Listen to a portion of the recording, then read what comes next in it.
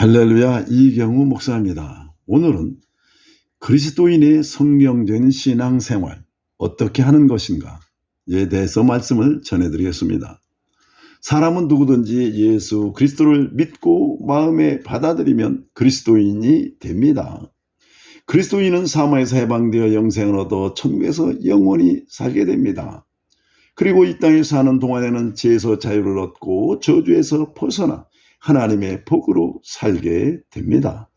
죄에서 자유를 얻으면 스트레스를 받지 않고 마음의 평안을 누리게 됩니다.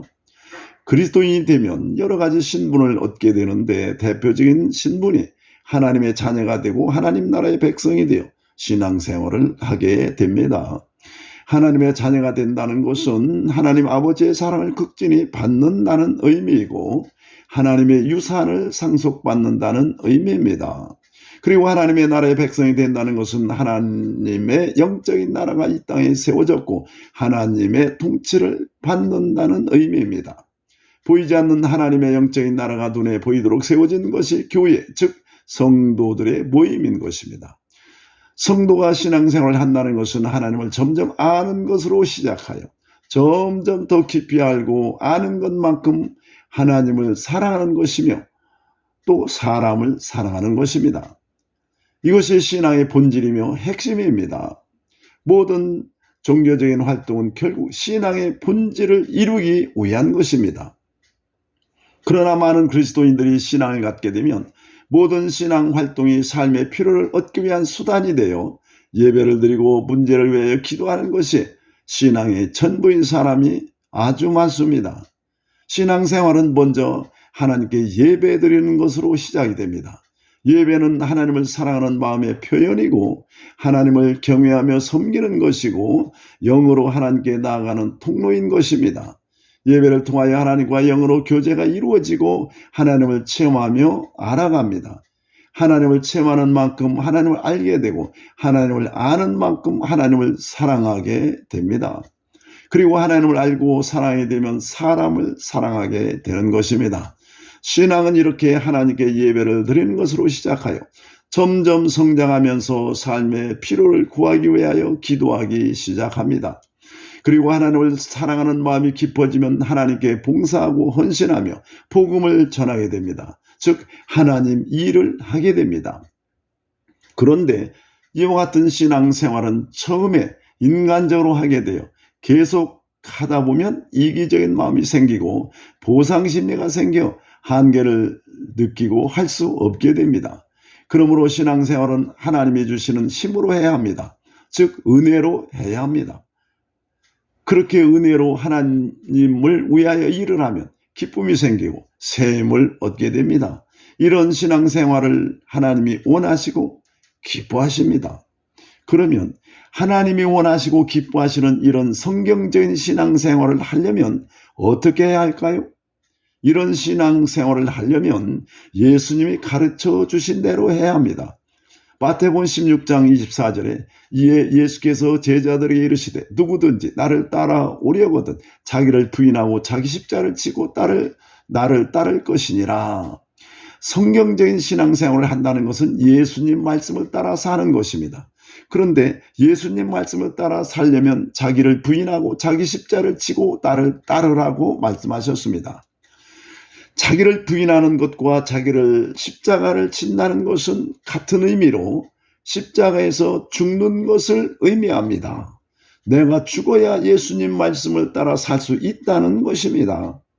우리가 어떻게 십자가에서 죽을 수 있습니까? 우리는 십자가에서 죽을 수 없습니다. 그래서 예수님이 우리를 위하여 대신 십자가에서 죽으셨습니다.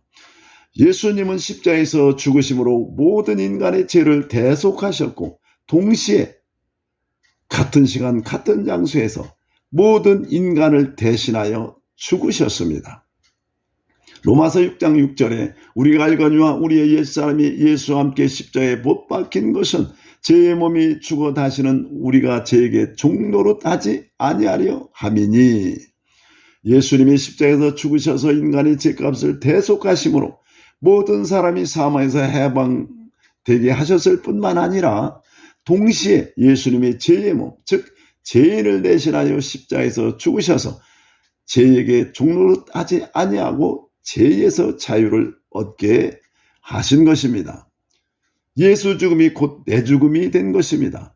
그래서 인간은 자신이 십자가에서 직접 죽지 않았어도 이 사실을 믿기만 하면 죽은 것이 되므로 자기를 부인하게 되고 자기의 고집과 주장을 꺾고 예수님 말씀을 따라 살 수 있는 것입니다. 어떻게 그런 일이 일어날 수 있을까요? 로마서 6장 6절에 우리의 옛사람 또는 죄의 몸이란 말이 나옵니다. 옛사람은 믿기 전에 나를 말합니다. 그리고 예수 믿은 후에 나는 새 사람입니다.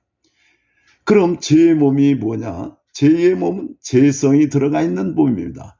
죄성은 사탄의 본성이고 사탄의 영 속에 있는 사탄의 본성입니다. 사탄의 영이 들어간 몸이 바로 죄의 몸입니다. 사탄의 영이 왜 사람 몸에 들어갔을까요? 아담이 하나님 말씀에 불순종하고 사탄의 말을 들어 하나님께 죄를 지었습니다. 그러자 하나님의 말씀에 불순종한 죄로 사람은 사망하게 되었고 동시에 사람이 사탄의 말을 들었을 때 사탄의 본성인 사탄의 영이 아담 안으로 들어왔습니다. 그 후에 아담의 후손은 모두 사탄의 본성이 유전자를 따라 대물림으로 내려왔습니다. 인간은 영과 혼과 육의 구조로 하나님이 창조하셨는데 영은 혼을 지배하고 혼은 육을 지배하는 창조 원리로 작동하는 생명체계를 가지고 있었습니다. 그러나 하나님 말씀에 불순종하고 사탄의 말을 받아들이자 영은 죽고 사탄의 영이 들어갔습니다. 사탄의 영 안에 있는 죄성이 혼과 육을 지배하는 생명체계로 바뀌었습니다. 이런 생명체계를 성경에서 육신이라고 하고 이 육신을 가진 인간을 죄의 몸 또는 옛사람이라고 합니다. 또 이런 인간을 타락했다고 하고 부패되었다고 합니다.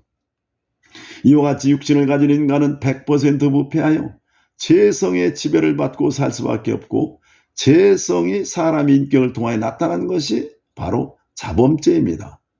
예레미야 17장 9절에 만물보다 거짓되고 심히 부패한 것은 마음이라 누가 너희 이를 알리오마는. 육신을 가진 인간은 만물보다 심히 부패한 마음을 가지고 있습니다. 즉 하나님의 모양과 형상이 100% 없어지고 사탄의 본성만 남아있기 때문에 전능하신 하나님이지만 고쳐서도 쓸 수 없게 되었다는 것입니다. 그래서 죽여버리고 다시 창조할 수밖에 없었다는 것입니다. 그 방법이 예수 그리스도께서 십자가에서 죽으실 때 인간의 죄의 몸을 대신하여 함께 죽게 하신 것입니다. 그러나 우리는 예수를 믿고 새 생명을 얻었어도 죄의 종으로 살아갑니다. 왜 그러냐? 나의 옛사람이 이미 죽었다는 사실을 알지도 못하고 믿지도 않아서 그런 것입니다. 그러나 육신을 가진 나의 옛사람이 십자가에서 예수님과 함께 죽은 것을 믿으면 육신의 생명체계는 작동하지 못합니다. 그러면 새 생명의 생명체계가 작동해서 죄에서 자유를 얻고 성령의 인도함을 받아 예수님의 말씀을 따라 살 수 있는 것입니다. 로마서 8장 6절에서 8절에 육신의 생각은 사망이요 영의 생각은 생명과 평안이니라. 육신의 생각은 하나님과 원수가 되나니 이는 하나님의 법에 굴복하지 아니할 뿐만 아니라 할 수도 없음이라. 육신에 있는 자들은 하나님을 기쁘시게 할 수 없느니라. 육신을 가진 옛사람이 이미 죽은 것을 믿으면 육신의 생각은 작동하지 못하고 새 생명 속에서 영의 생각이 작동되므로 생명의 역사가 나타나고 기쁨과 평안이 넘쳐나는 것입니다. 그러면 하나님 말씀에 순종이 되고 삶 속에 생명의 역사, 살아나는 역사가 나타납니다. 그래서 하나님을 기쁘시게 해드리는 신앙이 되고 하나님의 복을 누리고 살게 되는 것입니다. 이것이 성경적인 신앙생활이고 정상적인 신앙생활입니다.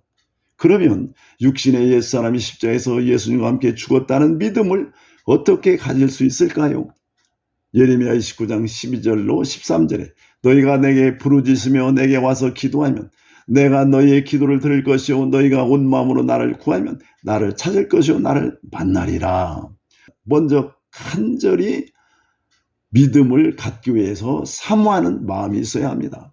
그리고 사모하는 마음을 입으로 고백하는 데서 출발합니다. 이것은 한두 번 한다고 되는 것은 아니고 하루에 일정한 기도 시간을 정해놓고 끊임없이 해야 합니다. 그 고백의 내용은 로마서 6장 6절 말씀을 근거로 해서 나의 옛사람은 예수님과 함께 십자가에서 이미 죽었고 나는 새 사람으로 거듭났음을 감사합니다 라고 반복하여 고백하는 것입니다.